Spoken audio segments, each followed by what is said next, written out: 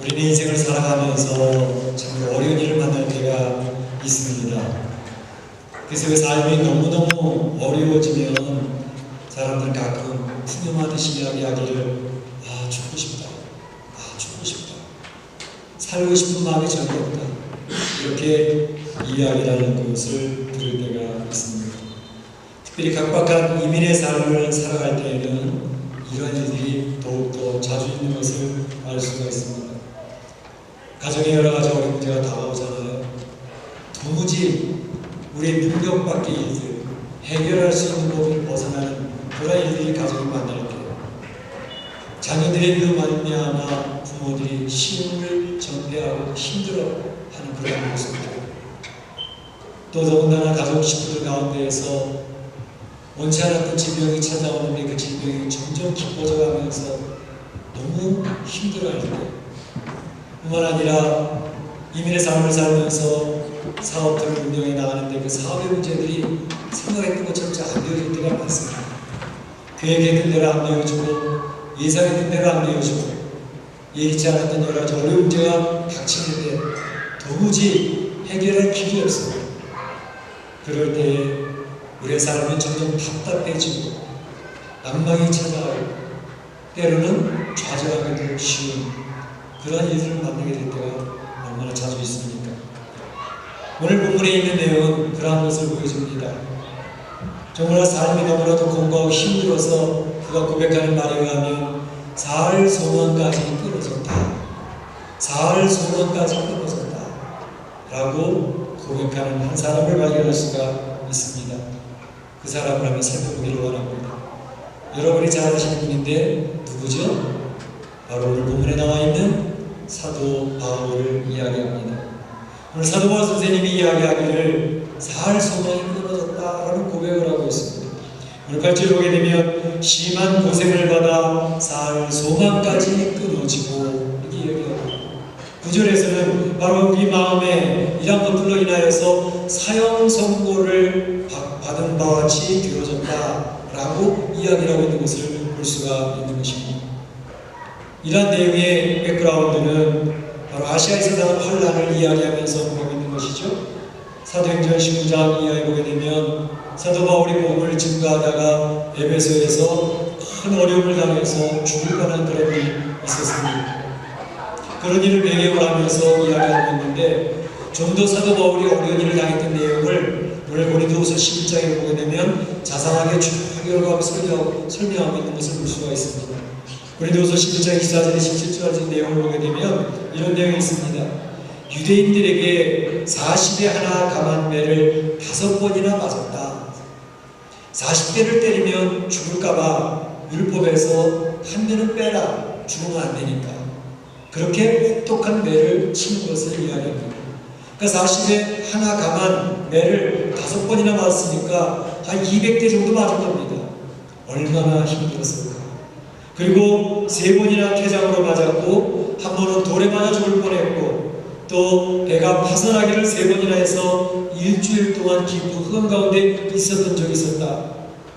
여러 번 여행을 하는 가운데서 강들의 위험이 있었고 동족들의 위험이 있었고 이방인들의 위험이 있었고 광야에서의 위험과 바다의 위험이 있었고 특별히 거짓 형제들이 위협하는 것과 위험을 당했던 일이 여러 번 있었다라고 이야기합니다.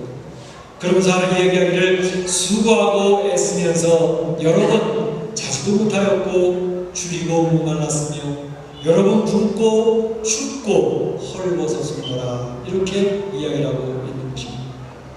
사도 바울이 삶을 살아가면서 너무 그의 삶이 고통스럽고 고생이 너무너무 심했다라고 이야기합니다. 그런데 그 고생도 주로 사도 바울을 모르던 사람이 그렇게 한 게 아니라 사도 바울을 잘 알던 사람들이 그렇게 힘들게 하더라라는 것을 이야기하고 있습니다.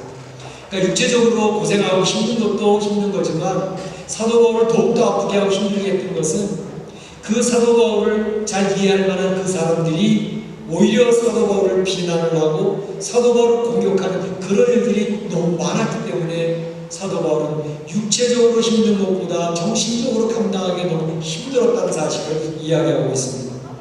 오늘 특별히 고린도후서를 우리가 살펴볼 터인데 고린도후서를 통해서 사도 바울은 고린도 교회에 있는 성도들이 사도 바울을 엄청나게 힘들게 했습니다. 그 첫 번째 있는 내용은 뭐냐면 사도 바울이 사도가 맞냐라고 하는 것을 고린도 교회 성도들이 제기를 했던 것입니다. 예수님의 12 제자들이 사도인 줄은 알겠는데 저 바울이 어떻게 사도가 되는 것이냐라고 이야기를 하는 것이었습니다. 고린도 교회는 여러분들이 아는 것처럼 사도 바울이 개척해서 세운 교회였습니다.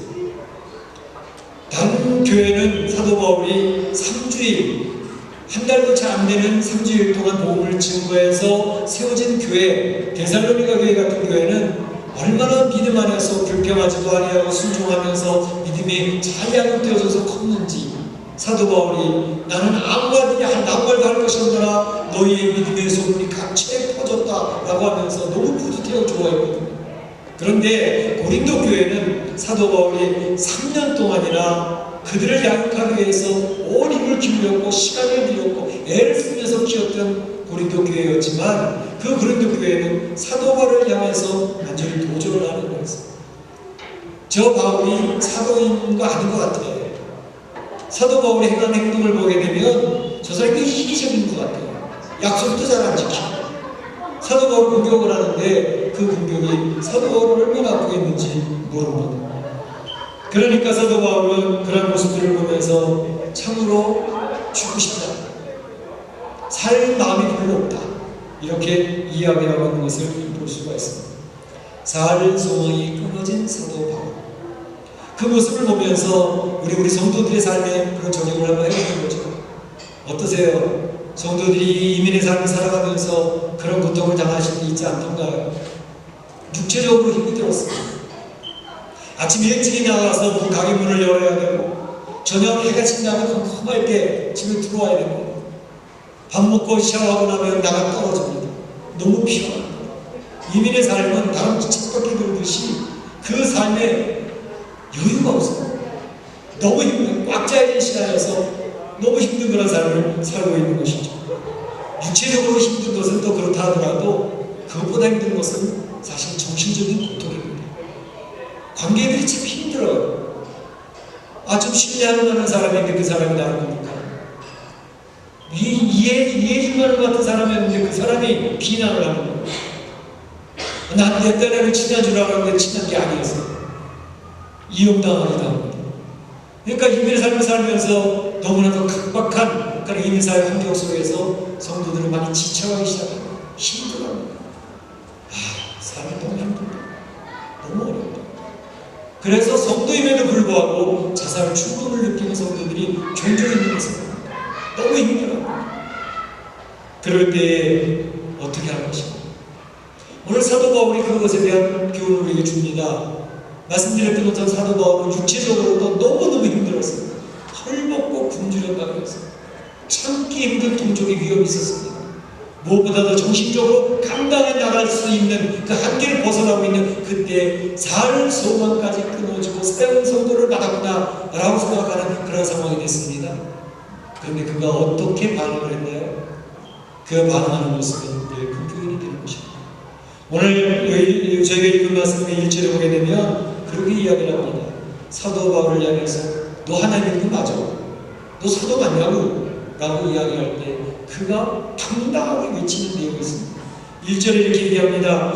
하나님의 뜻으로 말미암아 그리스도 예수의 사도되는 나 바울은 하나님의 뜻으로 말미암아 예수 그리스도의 보내심 받은 사도 나 바울은 이렇게 이야기를 시작합니다. 고린도 교회 성도들아, 너희들이 아무리 나를 흔들고 사도가 아니라고 외쳐내도 나 사도 맞거든. 난 하나님에 의해서 부름받았어. 내가 선택하고 내가 결정해서 사도 된 것이 아니야. 내가 하나님을 이해하겠다고 나선 것도 아니야. 하나님이 불러주셔서 하나님의 붙들림 바 되어서 내가 하나님의 일을 하고 있다고 이렇게 이야기를 하는 것이야. 그의 자기 인식이, 자기의 정체성, 이게 분명한 것이죠. 하나님 앞에 부름받아서 하나님의 일을 하고 있다. 우리 성도들이요, 신앙생활 하면서 이런 자기인식과 정체성은 굉장히 중요하다는 것을 제가 여러 번 강조했습니다. 신앙생활 하다 보면은요, 일주일 동안 세상 나가서 일하면서 직장생활하면서 사업도 일하다 보면 내가 도대체 예수님을 믿는 사람인지 아닌지 알 수가 없을 때가 있어. 그런데 지나가다가 어떤 어느 누군가가 너 교회 다니는 사람 맞냐? 네가 집사야? 어느 교회 집사 권사야? 라고 이야기하면 지나가면서 툭툭 던지는 말인데 그게 깊은 상처로 가슴에 박힙니다. 그래, 내가 생각해봐도 이거 예수 믿는 사람 모습이 아니야. 너무 자신이 없어.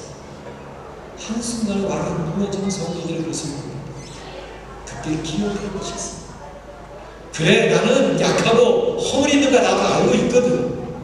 그런데 분명한 것은 내가 예수 믿게 된 것은 나의 선택과 결정에 의해서 된 것이 아니라 하나님이 나를 불러주시고 기쁘신 뜻대로 창세전에 택하여서 나를 하나님의 자녀로 불러주셨으니 그래서 내가 하나님의 자녀인 거야. 그래서 내가 예수 믿는 사람 되었다. 그거 참 인식이고 참 정체성. 내가 비록 연약하고 부족해. 하나님이 나를 불러서 너는 하나님을 예배할 백성으로 내가 불러냈다. 하나님을 경배할 하나님의 사람으로 불러냈다. 그러니 너희는 내가 사랑받을 대상을 삼았다. 하나님이 끝까지 너희를 사랑한다 라고 하시는 하나님의 음성이 나를 붙들고 있거든. 그래서 내가 신앙생활을 하는 신앙이 된 거야 라고 하는 자기인식이 확고해야 합니다. 바로 이것이 흔들려버리면 우리 한순간 그 신앙은 완전히 무너지기 쉽습니다. 왜? 불신자고 별로 다른 게 없어 보이거든. 내가 나를 생각해봐도 별로 다른 게 없거든. 그래서 무너지는 것입니다. 그러나 성경에서는 너희는 특별히 구별된 존재라 하나님은 누누이 설명하고 있습니다. 사실 일주일 동안의 우리 성도들은 신앙생활 삶을 살다가 주일에 와서 예배 드릴 때쯤 되면 너무너무 자신이 없어요. 주일날 예배를 드리는데 기도할 때 보면 송구스럽고 죄송해서 얼굴을 못 들겠는 거예요. 지난 한 주간의 삶에 주님을 기쁘시게 했던 나의 모습이 뭐가 있었는지 찾아오는데 찾기가 힘든 거예요. 하나님 죄송해요. 불쌍히 여겨주세요. 그런데 그 예배 시간 그리스도의 보혈을 그리스도의 보혈을 돕는 것입니다.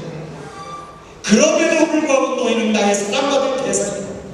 내가 택하여 세웠나니 너희 나의 자녀라고 주님이 선언하시기 때문에 이 예배 시간에 그 주님의 오른손을 붙들고 다시 하나님의 자녀의 확신을 가지고 일어서는 시간이 되는 것입니다. 할렐루야. 할렐루야. 바로 이것이 하나님 우리를 그까지 붙들어 주신 것입니다. 이 확신이 흔들려버리면 지나가는 사람이 툭툭 던지는 말에 우리는 맥없이 무너져버리는 겁니다. 더 이상 무너져서는 안 됩니다. 나는 연약해도 주님이 나를 붙드신다는 확신 속에서 다시금 일어서고 오뚜기처럼 다시 일어서면서 하나님의 뜻을 따라 향하여가는 주의 백성이 되시기를 주의 이름으로 축복합니다. 축복합니다.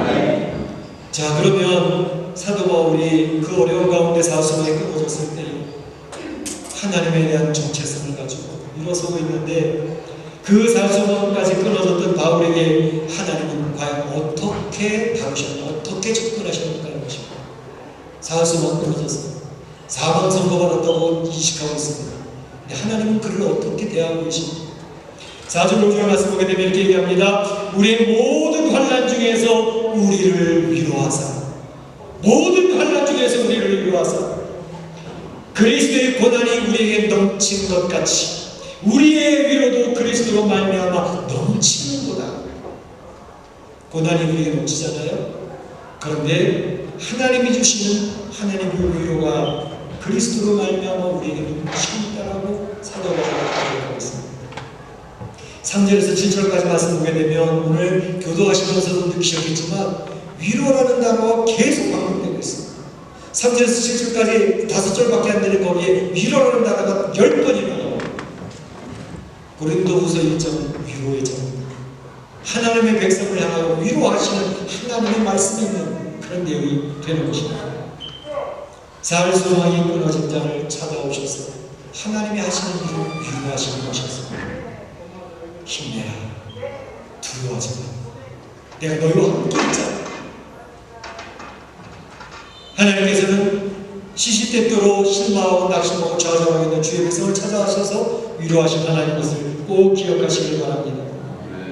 사도행전 우리가 지난 몇 주 동안에 교회 카톡방에서 사도행전 말씀 계속 묵상하지 않았습니까? 그 27장에 보게 되면 유라굴로의 광풍을 만났던 사도 바울의 모습이 묘사되고 있습니다. 그 광풍으로 인하여 사도 바울은 물론이고 모든 그 뱉었던 사람이 이제는 축복보다 끝이구나 절망하고 있는 그 순간이었습니다. 그런데 하나님께서 그 다음에 사도 바울을 찾아오시지 않습니다. 찾아오셔서 말씀하시고 바울아 두려워하지 말라. 내가 너를 지킬 것이다. 이제는 안심하라. 너뿐만 아니라 너와 함께 있는 이 배에 타는 사람들조차도 너 때문에 안전하게 될 것이다. 주의 말씀의 위로가 있었습니다. 사도 바울은 하나님으로부터 구하는 위로의 음성을 듣고 위로를 경험하면서 일어나서 그 배에 타는 모든 사람을 향해서 고개칩니다. 여러분들이요, 이제 더 이상 두려워하지 마십시오.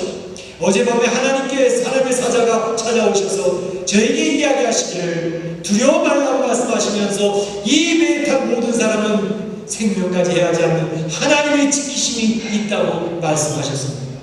이 말씀하신 대로 그대로 이루어지리라고 나는 하나님을 믿고 있습니다.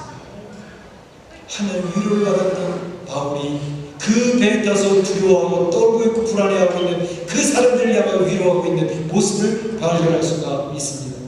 오늘 성경에서 그 얘기를 하고 있습니다. 하나님 앞에 놀라운 위로를 받았던 하나님의 백성들은 바로 주변에 두려워 떨고 있는 자들을 위로하는 사람들이다 라고 이야기하고 있는 것이죠. 4절에 이렇게 이야기합니다. 우리를 위로하사 우리로 하여금 하나님께 받은 위로로서 모든 환난 중에 있는 자들을 능히 위로하게 하시는 이시로다. 우리 하나님은 우리 성도들을 위로하실 분입니다. 그래서 이민의 삶을 살면서 이 세상의 무거운 짐을 지고 살면서 힘들어하는 성도들이 하나님이 의지하고 힘을 낼 수 있도록 그렇게 위로하실 뿐만 아니라 그 위로를 받은 성도들로 말미암아 복의 통로가 되어서 주변에 있는 사람을 위로하게 하시는 사명을 맡기셨다는 사실을 성경은 이야기하고 있는 것입니다. 고린도 교회 성도들이 사도 바울을 비난하고 있고 그의 사도성을 의심하고 있는데 그들을 향해서 사도 바울은 자신에게 일칩니다. 하나님 우리 아버지와 주 예수 그리스도를 쫓아 은혜와 평강이 너에게 있기를 원하노라. 그들은 비난하고 있었지만 바울은 그들을 향하여 축복을 선포하고 있습니다. 나는 너희를 축복해. 하나님의 축복이 너에게 임하기를 원한다 라고 이야기하고 있는 것입니다. 우리가 이 세상 살면서 고난당하고 계십니까? 내시고 이민의 삶은 너무 힘이 드십니까? 꼭 기억하세요. 우리의 주님이 찾아오시는 게 위로의 주님으로 찾아오는 것입니다. 여러분의 어깨를 두드려주고 계시고 여러분의 골방에서 눈물을 흘렸을 때 그 눈물을 닦아주시는 그 주님이십니다. 우리 성도들이 기도하면서 눈물 흘리는 성도들을 바라봅니다. 하나님 그 눈물을 닦아주시고 그 마음의 우울해진 것을 세워주시고 그래서 더욱더 하나님을 의지하면서 목청 놓고 찬양하는 그런 성도들을 볼 수 있었습니다. 우리 하나님은 그와 같이 살아계신 하나님이고 좋으신 하나님이셔서 여러분의 힘든 삶을 파악하고 계시고 그 어려운 가운데서 일어날 수 있도록 위로해 주시는 하나님이 되신다는 것입니다. 우리 사랑 성도들이 그 위로의 하나님을 경험하시기를 주의 이름으로 축원합니다. 축원합니다. 그런데 우리가 기억하는 것은 이렇게 사랑하신다면서 위로까지 해주고 찾아오신다면서 왜 살 소망이 끊어질 정도로 아니 사형 선고를 받았다고 하는 것을 고백할 정도로 이런 어려운 가운데 내버려 두실까? 하나님을 빨리 건져주시고 빨리 해결해 주시면 되지 않나? 왜 빨리 건져주시지 아니하고 그대로 내버려 두실까 하는 것입니다. 그 이유를 우리가 오늘 본문을 통해서 발견할 수가 있습니다. 9절 말씀으로 이렇게 얘기를 합니다. 우리 마음에 사형 선고를 받은 줄 알았으니 이는 우리로 자기를 의지하지 말고 오직 죽은 자를 잘 살리신 하나님만 의뢰하게 하려 하십니다. 살 소망까지 끊어지는 그런 상황, 폭풍과 같은 상황으로 우리를 몰아넣으시고 가만히 보고 계시는 이유는 자기 자신을 의지하지 말라. 오직 하나님만 의지하고 하나님만 붙들고 이겨내라고 하나님 그대로 내버려 두시라고 하는 것입니다. 그래서 그 고난과 환난이 있을 때 성도들은 하나님 붙들고 일어서는 그런 능력 있는 주의 백성으로 세워지게 된다는 것을 이야기하고 있습니다. 우리는 욥의 고난을 잘 알고 있지 않습니까? 하나님은 엉터리로 섬기는 사람이 아닙니다. 하나님을 계속 믿는 사람입니다. 그런데 욥의 고난이 오잖아요. 그가 엄청난 부자였는데 그 엄청난 부를 한순간에 다 뺏어가시잖아요. 부여뿐만 아니라 그의 자녀들까지도 한순간에 다 죽여버립니다. 이처럼 엄청난 재앙이 어디 있겠습니까? 뿐만 아니라 욥 자기 자신도 질병이 드는데 견딜 수 없는 그런 질병이 찾아와서 돌을 가지고 벗고 자기 피부를 긁고 있지 않습니까? 그런데다가 그래도 그를 보면서 그가 어떻게 살아왔는지 잘 알고 있고 그를 이해할 만한 그의 아내가 이야기하고, 야, 네가 믿는 하나님 그게 뭐 이거냐? 당신 그 하나님을 욕하고 죽으시오 라고 이야기하는 거예요. 가슴이 찢습니다. 다른 사람은 몰라도 당신은 나를 이해할 수 있지 않냐? 나와 자기 입을 덮고 사는 여인인데 어떻게 그렇게 말할 수가 있냐? 그렇게 이야기를 하지만 욥은 이렇게 침묵하고 있습니다. 나중에 그는 고백하지만 자기 생기를 저주하고 싶다. 죽고 싶은 상황 아닙니까? 살 수가 이끌어진 거 아닙니까? 사형선고를 받지 않았습니까? 그런데 그가 이 환난과 고통에 침묵하면서 그 마음에 일어나는 왜 억울함이 없겠습니까? 왜 분노함이 없겠습니까? 그걸 다스리고 있습니다. 그러면서 하나님 앞에 서야 되는데 하나님 앞에 고백하는 말씀 너무 충격적이에요. 욥기 23장 10절에 이야기합니다. 나의 가는 길을 오직 그가 아시나니 그가 나를 단련하신 후에는 내가 천금같이 나오리라. 나의 가는 길을 오직 그가 아신다는 거예요. 그가 나를 단련하신 후에는 내가 정금같이 되어줄 것이다. 나를 정금으로 만드신 하나님의 작업이 지금 진행되고 있다라고 이야기를 하고 있는 것이죠. 우리 성도들이 고난과 환난 가운데 던져진 것은 하나님의 사람으로 만들고 계신 하나님의 역사와 작업이 이루어지고 계시는 중입니다. 하나님만 바라보게 하시는 하나님의 뜻인 것입니다. 예를 잘 아는 하박국 선지자가 하나님 앞에 불평하고 토하는 그 얘기를 듣고 있지 않습니까? 아니 하나님, 하나님의 백성을 그렇게 애지중지 사랑하신다면서요. 하나님의 백성을 그렇게 보호하시고 그 백성을 사랑하신다면서요. 그런데 왜 하나님의 백성이 이방 나라에 짓밟히며 이렇게 처참하게 살아야 됩니까? 하나님의 공의가 이루어지는 겁니까? 불평하고 있는 그 하박국 선지자에게 하나님 깨달음을 주시잖아요. 그 하나님 바라보면서 깨달은 내용이 뭡니까? 무화과 나무에 무성치 못하고 포도나무에 열매가 감람나무에 소출이 없어요. 양이 많이 있어야 될 위에 양이 한 마리도 없고 소가 있어야 될 외양간에 소가 한 마리도 없었죠. 나의 여호와로 인하여 즐거워 나의 구원의 하나님으로 인하여 내가 기뻐하리라. 나의 하나님 한 분만 있으면 제가 기뻐할 것입니다. 그 한 분으로 인하여 나는 즐겁습니다. 그 고백을 하고 있는 것이 하박국 선지자의 입에서 나오지 않습니다. 얼마나 힘들고 어려운 인생의 삶을 통과하면서 얻은 기쁨입니다.